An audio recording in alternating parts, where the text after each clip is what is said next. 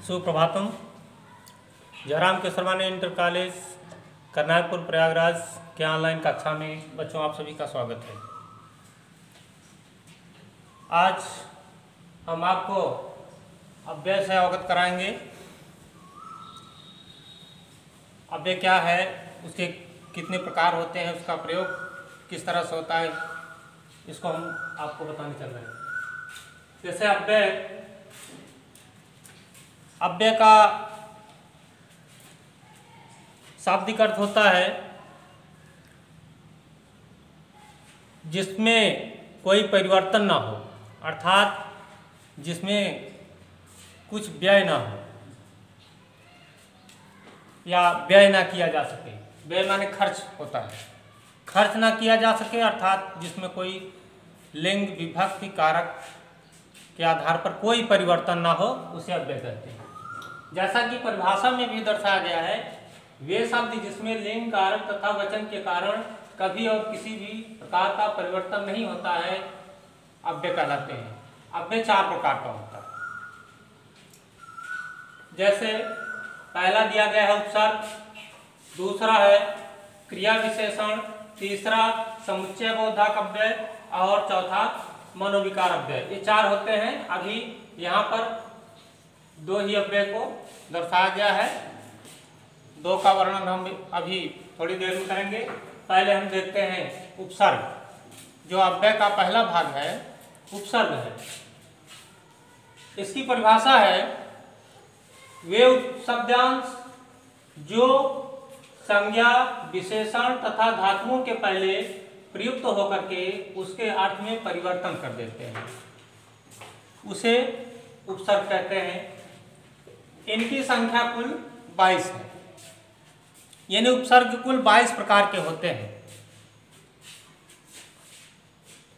तो उपसर्ग जो है वे शब्दांश हैं जो संज्ञा और विशेषण तथा धातुओं के पहले प्रयोग होकर के उसके अर्थ में परिवर्तन कर देते हैं, उसके अर्थ को बदल देते हैं। अब इनकी संख्या कुल 22 है। यहाँ पर कुछ उपसर्ग दिए गए हैं उदाहरण, जिनका हम यहाँ पर विश्लेषण करेंगे। जैसे प्रा उपसर्ग है, परा है, अप है, सम है, अनु, औ, निर, निस, सु आदि इत्यादि करके 22 तरह के हैं। अब जैसे सबसे पहले प्रा है, प्रा का मतलब होता है अधिक या श्रेष्ठ। अब ये तो उपसर्ग है। कोई भी शब्द चाहे संज्ञा हो, चाहे विशेषण हो, चाहे कोई धातु है, इसके पहले यदि प्रा लग जाता है, प्रा शब्द प्रयुक्त हो जाता है तो उसका अर्थ बदल जाता है। अब जैसे मान लो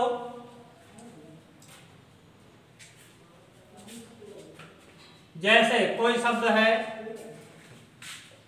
भाव, भाव शब्द है। अब इसके पहले ये मूल शब्द है और इसके पहले अगर हम प्रा उपसर्ग जोड़ देते हैं प्रा, तो यहां बन जाता है प्रभाव।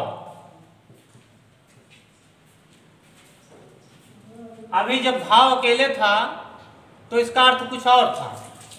अब जब प्रा इसके साथ जुड़ गया तो इसका अर्थ भी बदल गया और शब्द भी बदल गया। तो ये हो गया प्रभाव। भाव माने मूल्य होता है, प्रा उपसर्ग लग गया, प्रभाव हो गया। प्रभाव माने प्रभुता। ये हो गया इस तरह से। अब इसी तरह से इसमें सिद्ध शब्द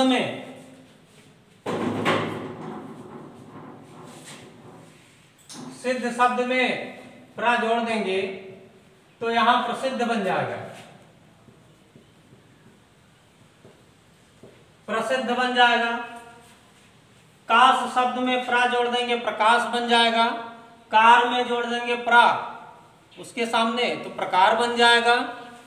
इस तरह से हम अधिक से अधिक शब्दों को इसके माध्यम से बना सकते हैं। दूसरा हमारा जैसे परा है, परा माने होता है पीछे। और जैसे मान लो कोई शब्द है वर्तन, इसके पहले परा लग गया तो परावर्तन। परावर्तन माने पीछे की ओर लौटना। काष्ठा शब्द है, परा इसके आगे लग गया तो पराकाष्ठा हो गया। इस तरह से इन शब्दों को भी हम बना सकते हैं। अप है, अप माने दूर है। यहां मान लो कीर्ति शब्द है, कीर्ति, इसके सामने अगर हम अप जोड़ देंगे तो अप कीर्ति हो जाएगा। कीर्ति माने होता है पताका, प्रसिद्धि, और अप लग गया तो यहां अपकीर्ति हो गया। अपकीर्ति, अपकीर्ति का मतलब अप्रसिद्धि। तो इस तरह से हम इसको बना सकते हैं।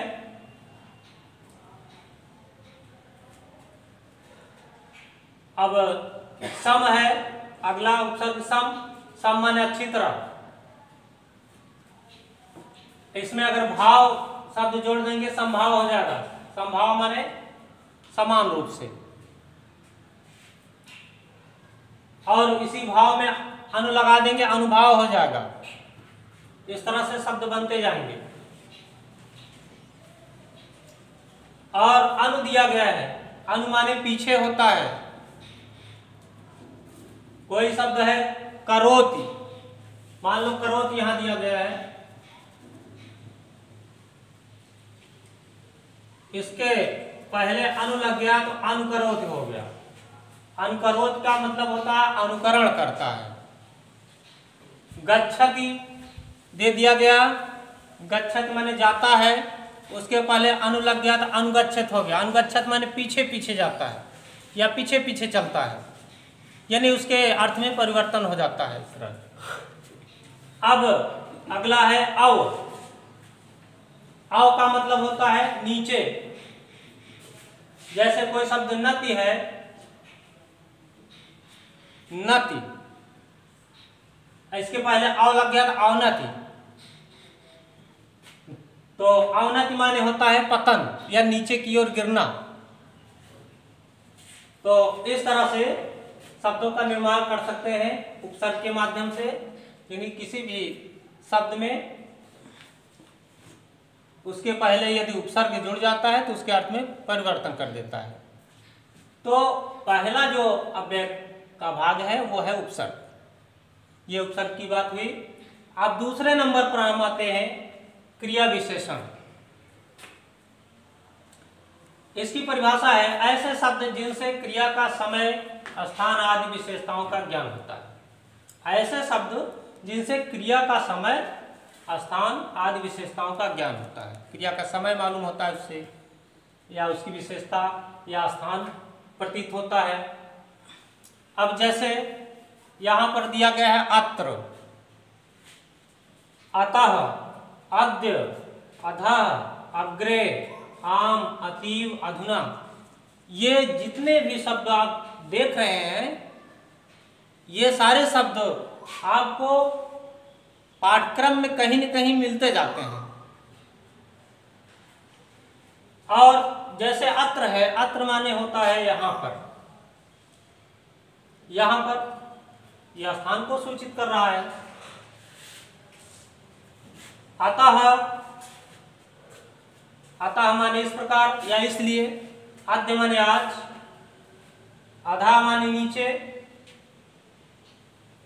आद्य माने आज यानी समय को सूचित कर रहा है, अधा माने नीचे, अग्रे माने आगे, आम माने हाँ, अतीव माने अत्यधिक, अधुना माने आज। इस तरह से ये शब्द समय, स्थान इत्यादि को सूचित कर रहे हैं। तो ये क्रिया विशेषण अव्यय कहलाते हैं।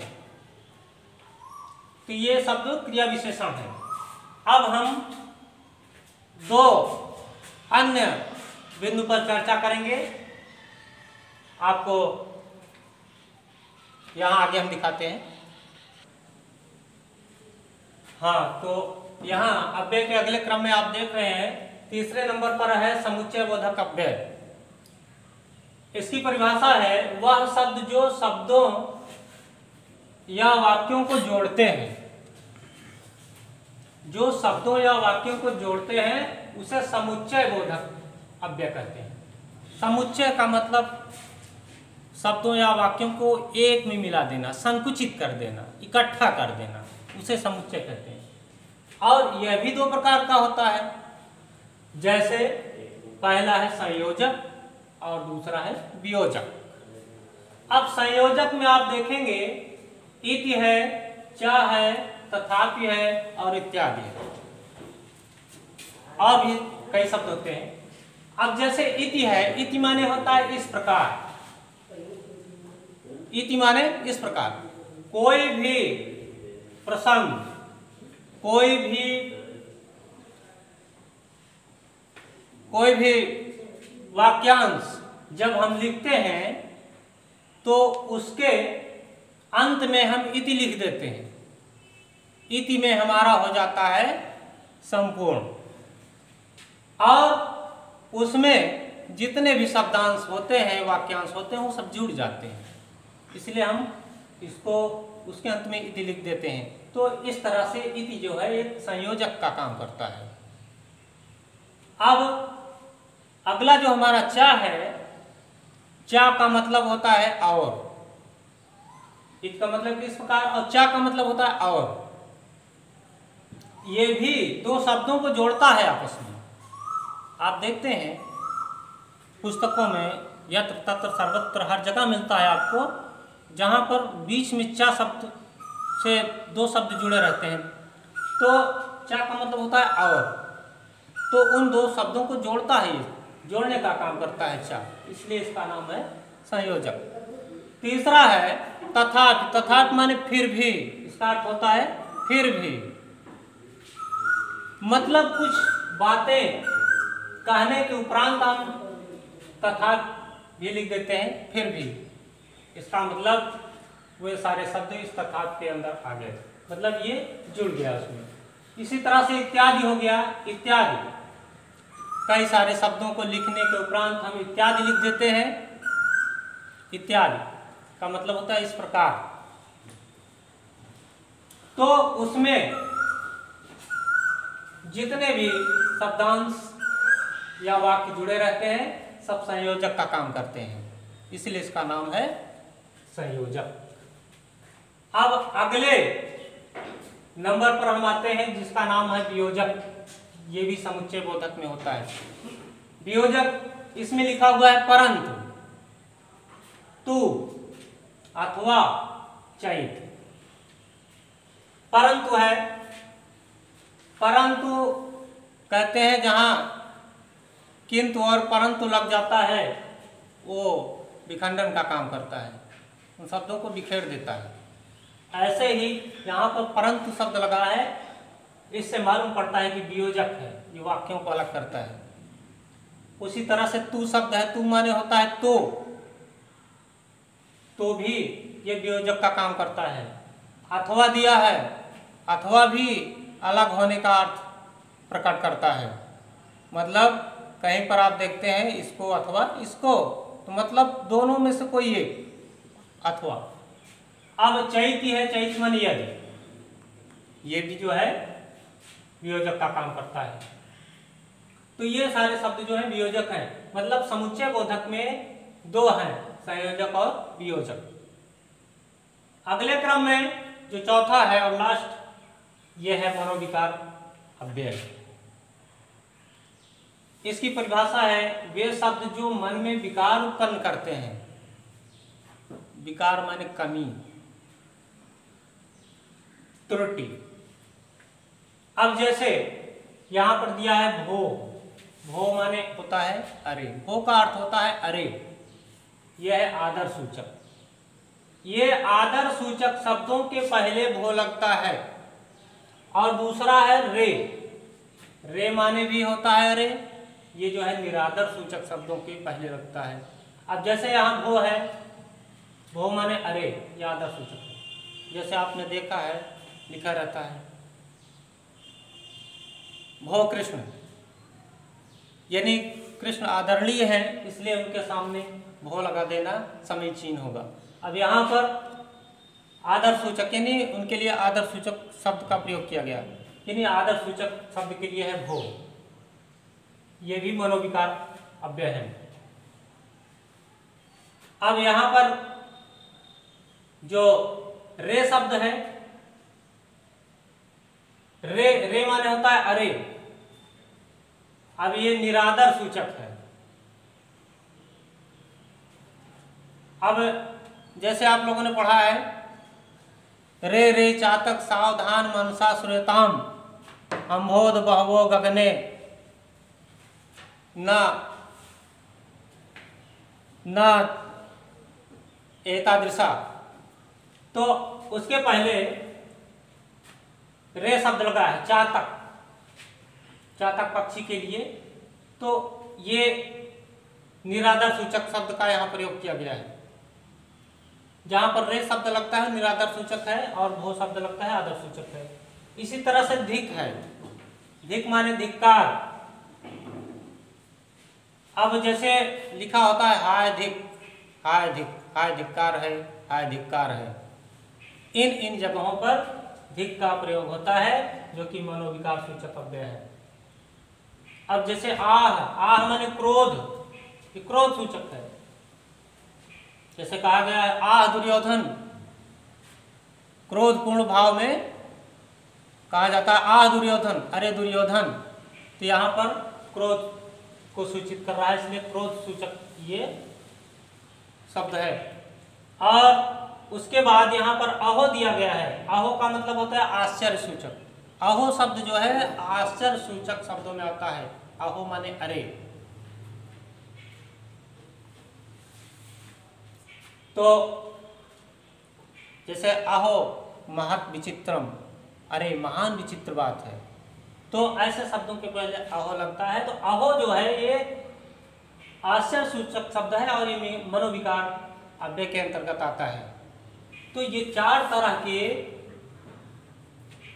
ये आपके अव्यय हुए और अव्यय के प्रकार, जिसका हमने विश्लेषण किया। अब यहीं पर इसकी हम इति करते हुए अगले वीडियो तक आपको धन्यवाद देते हैं।